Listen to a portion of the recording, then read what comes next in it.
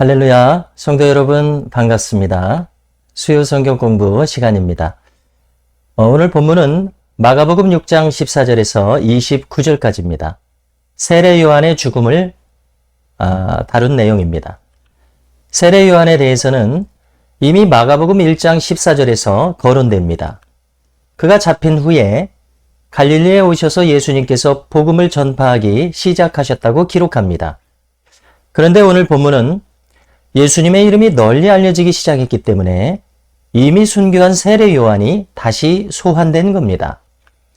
왜냐하면 예수님의 이름이 드러나자 세례 요한을 참수했던 헤롯 안티파스가 예수님을 제2의 세례 요한으로 인식하기 시작했기 때문입니다. 세례 요한의 죽음은 예수님의 십자가의 죽으심과 비슷한 상황으로 전개되었습니다. 빌라도가 예수님이 의로우심을 알고도 적극적으로 주님을 풀어주기 위해서 나서지 않았던 것처럼 헤롯 안티파스도 세례 요한이 의인임을 알고도 자신의 체면과 풀쑥 내뱉었었던 말 때문에 결국은 세례 요한의 참수를 명할 수밖에 없었습니다. 성도 여러분, 우리는 여기서 무엇이 의로운 줄 알면서도 분명한 줏대가 없는 사람은 너무나 무책임하고 손쉽게 그 의로움을 저버린다는 것을 알게 됩니다. 왜 그럴까요? 그것은 그 사람 속에 그 의로움에 대해서 자기의 존재와 생명을 걸 만한 힘과 원동력이 없기 때문입니다. 오직 그런 정도의 책임감과 사명을 가지려면 본래 의로우신 하나님과 자신이 연결되어 있지 않으면 불가능하다고 생각합니다. 우리도 마찬가지일 것입니다. 무엇이 의로운 것인지 안다고 해서 내가 의로움을 선택할 수 있는 것이 아닙니다. 내가 의로운 존재가 되어야 합니다. 그러려면 내가 의로우신 하나님 안에 흔들림 없이 붙어 있어야 합니다. 그렇지 않고 어정쩡한 사람들은 자신이 잃을 것이 많기 때문에 그 의로움이 의로움인 줄 알면서도 자기가 살기 위해서 그 의로움을 헌신짝처럼 버리고 말 것입니다. 여러분, 이것이 바로 왜 이렇게 세상에 불의와 거짓이 많은가 하는 설명이 될 것입니다. 이 세상이 실로 얼마나 의로운 자를 불의한 자로 모함하며 불의한 자를 의롭다고 치켜 세웁니까? 그 이유는 그 상황 속에서 그 당사자들이 하나님의 성품을 자기 목숨만큼 중요하게 생각하는 사람들이 없기 때문입니다. 헤롯 안티파스가 세례 요한이 의로운 줄 알기 때문에 그의 말을 달게 들으면서도 번민한 것과 다르게 세례 요한을 죽이도록 결정적인 역할을 한 사람은 바로 악녀 헤로디아였습니다. 그녀는 헤롯 대왕의 손녀였습니다. 즉 헤롯 대왕의 아들 헤롯 아리스토블루스의 딸이었습니다. 그런데 자기 삼촌인 헤롯 빌립에게 시집을 갔습니다. 그런데 그 빌립의 형제인 헤롯 안티파스가 이 헤로디아를 자신의 아내로 삼아버립니다. 본래 자기 아내 아레다 왕의 딸이 있었는데요. 그녀를 쫓아내버렸습니다. 이 헤로디아는 악녀 중에 악녀입니다. 어떻게 자신의 딸 살로메에게 공주의 신분으로서 낮은 계층이 추는 그 춤을 추도록 합니까? 또 세례 요한의 머리를 요구하도록 시킵니까? 세례 요한은 이미 헤롯 안티파스에게 말했었습니다. 동생의 아내를 취한 것이 옳지 않다. 이 말 때문에 헤로디아는 세례 요한을 눈엣가시처럼 여겼던 것입니다. 성도 여러분, 저희 헤로디아는 마치 아합 왕의 아내였던 이세벨을 떠올리게 합니다. 이런 사람들은 마귀에게 자기 영혼을 팔아넘긴 사람들입니다. 그렇기 때문에 그들에게서는 마귀의 속성이 드러납니다. 간교하고 간악합니다.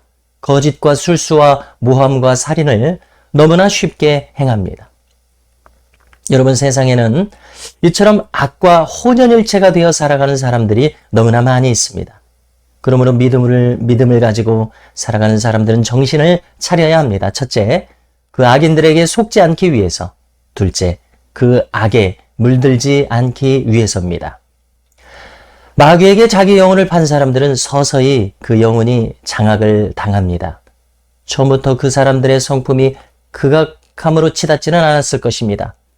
그들은 점점 마귀의 목소리를 자신의 마음에 허용하고 수용합니다. 그리고 점점 마귀와 생각이 혼연일치가 되어갑니다. 그래서 거짓과 속임수, 살인의 영으로 가득합니다. 이것이 바로 이세벨의 영이요, 여기 헤로디아의 영혼의 형편이었습니다.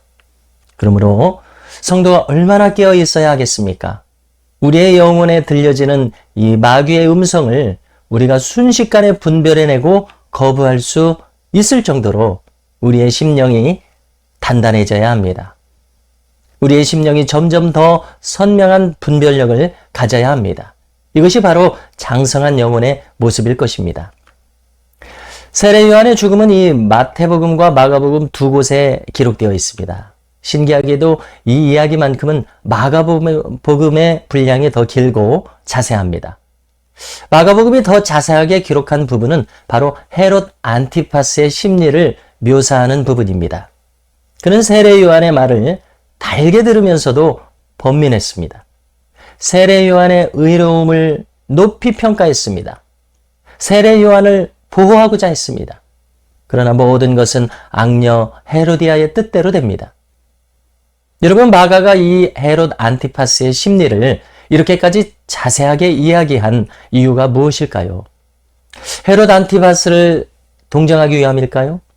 그래도 헤롯 안티파스는 세례 요한을 아꼈고 그를 적극적으로 죽이려고까지 하지는 않았다는 이 사실을 전달하기 위해서였을까요? 이 이야기가 모두 부분적으로 맞을 수 있겠지만 중요한 사실이 있습니다. 그것은 아무리 어떤 사람이 의로움을 옳게 생각하고 그것을 좋게 생각한다고 할지라도 그 사람이 정작 그 의로움의 편에 설 수 없는 그 나약한 영혼의 상태를 가지고 있는 사람들, 그런 사람들의 그런 유형의 영혼들에 대해서 밝혀주고 있다는 점이 여기서 대단히 큰 교훈, 대단히 중요한 교훈을 우리에게 준다고 생각합니다. 성도 여러분, 우리가 의로운 것을 좋아하는 것으로 충분치 않습니다. 의로운 편에 서기 위해서 고민할 정도의 의로움에 대한 감수성을 가지는 것만으로는 충분치 않습니다. 우리가 정작 의로운 편에 설 수 있는 사람이 되어야 합니다. 여러분, 이것이 바로 성도가 갈 길입니다. 그러기 위해서는 예수 그리스도와 우리가 연합되어 있지 않으면 불가능합니다. 자신의 생명의 위협을 먼저 걱정하는데 어떻게 생명을 걸고 의로움의 편에 결단과 함께 설 수가 있겠습니까? 세례 요한이 순교한 그 과정대로 예수님도 십자가에서 죽으셨습니다. 거기에는 빌라도의 불의한 재판이 있었습니다. 그는 번민하면서도 군중의 함성에 굴복해버리고 맙니다. 그는 비겁자였습니다. 왜 그렇습니까? 예수님이 죄가 없다는 것을 알면서도 그는 의로운 편에 설 힘이 없었습니다. 총독의 자리라고 하는 자신의 안위만을 생각했습니다. 그렇기 때문에 그는 악의 도구가 될 수밖에 없었습니다. 사도신경에서 무엇이라고 기록합니까? 주님께서 빌라도에게 고난을 받으셔서 십자가를 지셨다고 기록하지 않았습니까? 바로 그가 악의 도구의 정점, 악의 클라이막스에 서 있다는 것을 기록한 부분입니다. 정작 그는 무엇이 의로운지를 조금은 알고 있었음에도 불구하고 그는 가장 악독한 이 십자가를 지시는 일의 이 전개에서 정점에 선 인물입니다. 그렇다면 누가 그를 악의 도구라고 하지 않겠습니까? 의로움이 무엇인지 조금 알았다고 해서 극악한 자리에 서는 것이 그를 피해가지 않았습니다. 오히려 그는 악에게 사로잡혔습니다. 악에게 먹히고 말았습니다. 성도 여러분, 이 사실이 우리에게 참으로 중요한 교훈을 주고 있습니다. 우리가 주님의 편에 견고히 서 있지 않으면 어느새 내가 악의 정점에서 악의 통로로 이용당할 수밖에 없다는 사실입니다. 오늘 세례 요한의 순교를 통해서 우리는 교훈을 얻어야 되겠습니다. 세상은 세례 요한에게 했던 것처럼 예수님에게 했습니다. 만일 우리도 주님의 제자의 길을 간다면 세상은 우리에게도 똑같이 할 것이라는 것을 우리는 알고 있어야 합니다. 성도 여러분, 우리는 이 세상에 속한 자들이 아닙니다. 우리는 하나님 나라에 속한 자들입니다. 주님의 자녀요, 주님의 제자답게 살아가실 수 있는 우리 모두가 될 수 있기를 주님의 이름으로 축원합니다. 오늘은 이상으로 수요 성경 공부를 마치겠습니다. 감사합니다.